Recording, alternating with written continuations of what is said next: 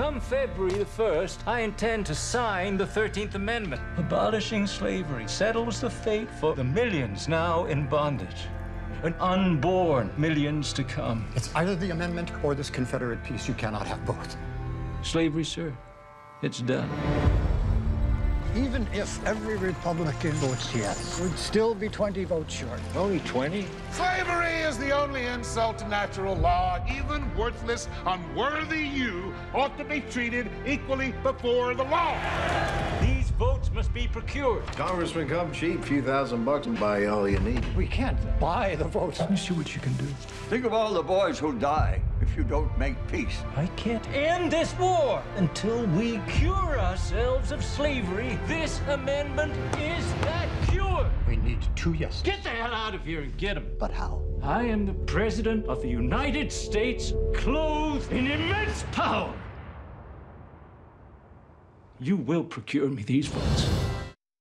That's a Republican. Welcome back. That, of course, Steven Spielberg's new biopic about Abraham Lincoln, and the both guys sitting to the left of me tell me it's must-see viewing. And it's not just a good movie, it's got some eerie parallels to today. The movie follows a newly re-elected president on his hunt for votes during a lame duck session. The country obviously very, very divided there. In Lincoln's case, he was looking to end slavery with the 13th Amendment and had a war in his hands as well. In President Obama's case, obviously, he's just looking to come to an agreement on how to avoid the fiscal cliff. But the lessons about leadership style certainly remain. In order to get the job done, Lincoln, he dispatched a bunch of political folks here to pick up votes one at a time. In today's political climate, President Obama is seen as someone who doesn't like to get his hands dirty here. He takes his message to the people on occasion instead of other politicians. Now, as Bloomberg's political columnist Albert Hunt put it, the movie brilliantly captures him, meaning Lincoln, doing what politicians are supposed to do, and today too often avoid: compromising, calculating, horse trading, dealing, and preventing the perfect from becoming the enemy of a good objective. So some see Lincoln as an example of leadership today. Others, however, think Franklin Roosevelt served as a better example. Our next guest, David Woolner, he's one of the people that can speak to this. A historian here, senior fellow at the Roosevelt Institute, and in his latest piece, many of you might have seen in Salon, he writes, for Roosevelt, it was the economic plight of the average American, not the deficit, that was the key, not only to the restoration of our economy, but also to the health and well-being of a democratic system of government, even to our very way of life. All right, David, thank you for joining us. And let's talk a little bit about the parallels with then and now. You had a president, in the case of FDR, with a lot of other ancillary challenges, you would argue more than what this current president is dealing with outside of the economy. But he went directly to the public, with a train tour, in fact, here, saying, you know what, rather than having to convince the folks in Washington, I'm going to convince the public. Yeah. This is in America's best interest. And he had some of the same kind of narratives, didn't he? Very much so. In fact, if you look at Roosevelt's record, he's consistent from day one. I mean, from Roosevelt's perspective, from the first inaugural forward, he's talking about economic inequality. And he hits this theme again and again and again. By the time you get to the 36 election, he's really zeroed in on it. And he makes this point that this kind of disparity of wealth is not sustainable. Do me a favor. There's a couple numbers that jumped at me when I saw your piece. 47% comes up again. Yeah, 47%. He says 47% of the American public live on an income less than $1,000 a year, while the top 1.5% has as much wealth as the bottom 47% combined. So using the same numbers, it's amazing. But you know, he was very insistent, and he did go to the people, and the government was the instrument that he wanted the people to use to take on the forces of special privilege and so forth. You know, when he talked about the kind of entrenched economic interests that were existing in the 20s and 30s, he said against organized economic powers such as this, the American people could only turn to the organized power of government. So, you know, I saw FDR's name brought up again, David, and it was from an interesting source, Lloyd Blankfein from over at Goldman. He said, Obama should challenge FDR, channel FDR, because FDR, as many people remember, was branded a socialist by certainly the corporate community in America at the time. But it's amazing to me that you got the CEO of Goldman Sachs saying you should be more like FDR, because at the end, corporate, and we had a war obviously, but still, corporate America rose with the rising tides in America when they built more stuff, and we were an engine here around the world. And a lot of people feel with the possible alternative energies and the new stuff that's coming up right now, there could be an advantage for the corporate America here to get behind some of these same initiatives. And the point that Blankenfeld said was, hey, listen, don't be an idealist. FDR was a practicalist. And he said, listen, he didn't get everything he wanted, but he made sure there was some sacrifice too, not just on the top end. They're asking for that today. Would Obama be wise to listen? I think absolutely. I mean, remember that, we forget that what Roosevelt was really trying to do was save capitalism. He wasn't trying to push a socialist agenda. Capitalism was broken. Look at the world in the 1930s. You had totalitarian regimes in Russia and fascism in Europe and so forth. And, democracy was kind of on the run. Liberal capitalist democracy was under siege around the world. And if you look at the conditions in the United States in the 30s, when he came into office, there were people that said, we might have a revolution on our hands. The mayor of Chicago wrote a letter and said, if you don't send relief to Chicago, send troops, because unemployment in Chicago was over 50%.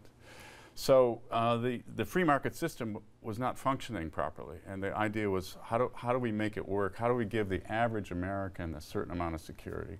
And what I feel that is sort of missing from the debate today is that equation. Why aren't we talking more about the person on the bottom of the economic scale? We're very focused on, right? We're very focused on the financial situation, very focused on the things like the deficit. But as Roosevelt said, we've got to get wages up. We've got to get the average American to have the kind of purchasing power to sustain the economy. But how that messaging gets communicated, depending on the president and different challenges, done different ways. LBJ was famous, as we know, for twisting arms. I mean, there was a story I heard where he called the guy, and the guy's like, you've been talking to me for the last 3 days here. I need a break. And then a half an hour later, knock on the door, it's the president showing up in a senator's office. That would be unheard of for this president. Do you think he'd do better? And it's not just Republicans who are complaining about this. You know that, Scott. And there's got Democrats, too, who feel that he's been left on the sidelines. To this conversation, and it sounds very consistent rhetorically with what the president's trying to do. Yeah.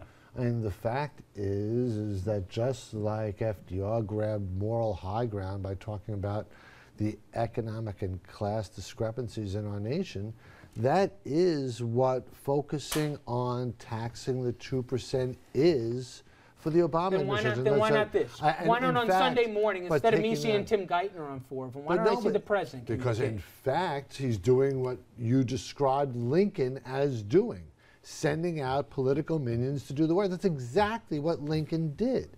You send out these folks who are grabbing the moral high ground, who were saying, we have a position, a moral position here that we got to have fairness. I sense Tom does not agree. Yeah. Fairness. And why Tom would be supportive of fairness in our nation, I don't know why. This is laughable. I mean, Scott, fairness is justice. Scott, it's just justice. Tax me and you, raise our taxes. It's just justice. Oh, I'll give you this. But what's wrong with justice, Tom? I'll give you justice. I'm giving it to you right now. I'm reaching across the aisle. You'd have to respond. You want your tax increase? I give it to you. There it is. There okay. You just got $80 billion a year. But you got $800 billion. What the hell did you do to our economy? Why can't you give that? I just gave it to you. But you didn't. But you're not the leadership. If the leadership was as reasonable as you, if the leadership of the Republican Party was as reasonable as you, we'd have a budget. We'd have a budget. Answer this question. They're not as reasonable as you. Scott, I just gave you $800 billion. Scott, I gave you $800 billion. Scott, can I finish? I let you talk. I gave you $800 billion over the next 10 years. How is that fixing the economy? It's not.